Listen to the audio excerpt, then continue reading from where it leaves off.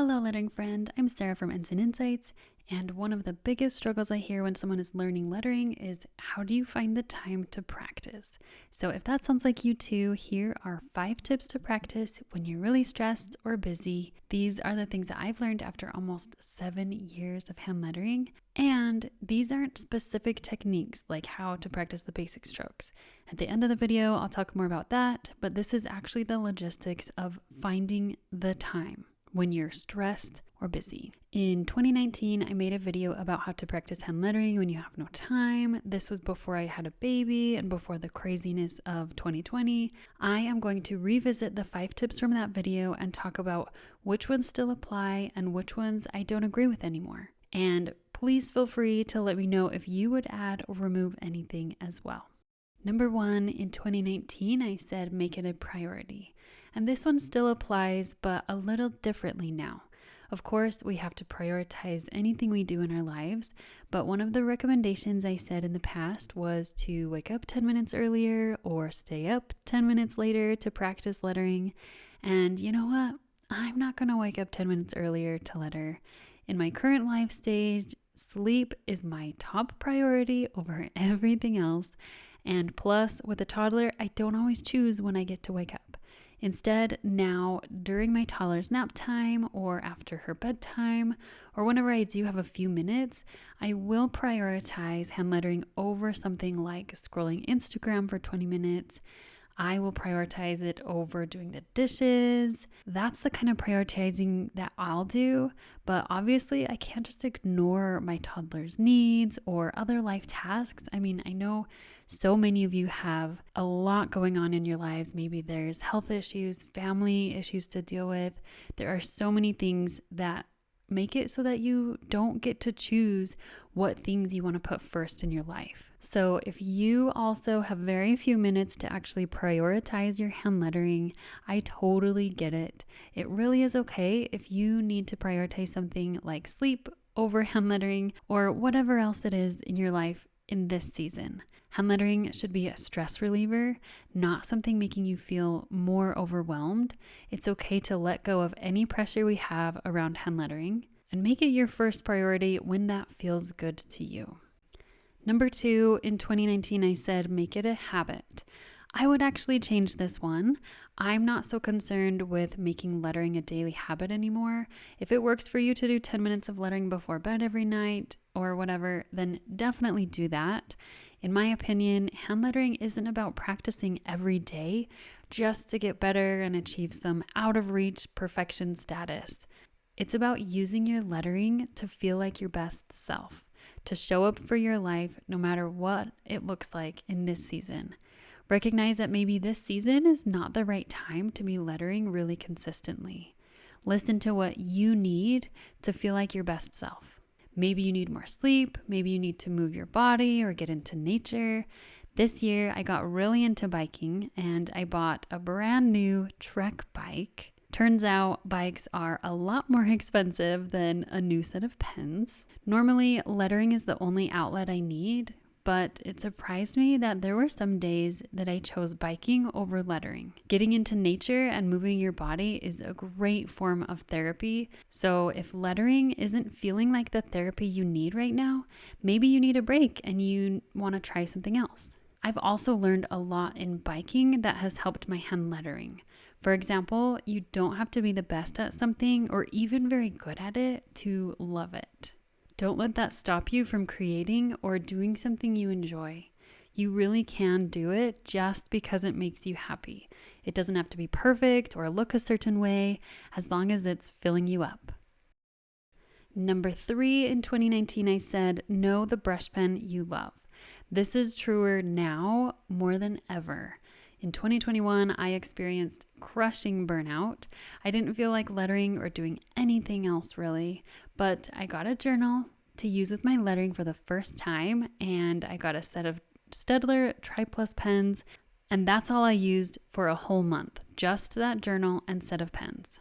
And I learned that when I'm exhausted and I only have a short time to letter, it can feel really overwhelming to try to choose which pens and paper I'm going to use. When I shared a video with this experience, Last year, I was blown away by how many people were also experiencing the same benefits of only using a journal and one set of pens. If that sounds like something you need, I highly recommend trying it. And if you do want to try this experiment, you don't even need anything fancy. It could be a simple school notebook and Crayola markers. The pens I used were Staedtler Tri Plus highlighters, and they're not actual brush pens.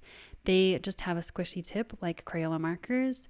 You could even try using a regular pen to practice, and that might take off the pressure of using a brush pen, literally. I have decluttered so many of my pens. I still have way more pens than most people, but every time I declutter more pens, it just feels like my creativity has more space somehow. So even if you don't want to just use one set of pens, maybe get rid of the ones that you haven't used in a while. See if that can free up some space for you. If you've had experience with this, I'd love to hear your story. Coming from someone who has had all the pens, let me be the voice of reason. You don't need all the pens. Your lettering can look amazing with one simple pen. It's fun to experiment with pens, and there is a time and place to learn which pens work for you. I will also say, if you are struggling with your lettering, you can't figure out why you're not enjoying it, maybe try a new pen. Maybe it is the pen that isn't working with your style.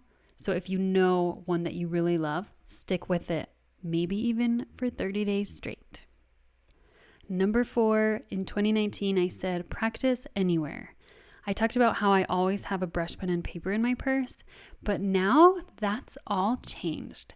Anytime waiting in a line or sitting somewhere that I used to be able to pull out a brush pen, it's now spent entertaining a toddler. And that's totally fine. I'm just in a different season right now than I was before, and I'm grateful to experience all parts of this life. So just recognize the season you're in and know that it's going to be different at different times. And also included in this tip was to practice hand lettering while watching Netflix or whatever shows you're watching. I still agree with this one if that is what feels good to you, but I actually do it less than I used to. Sometimes by the end of the day, I'm so worn out. I like to watch a show just to turn off my brain.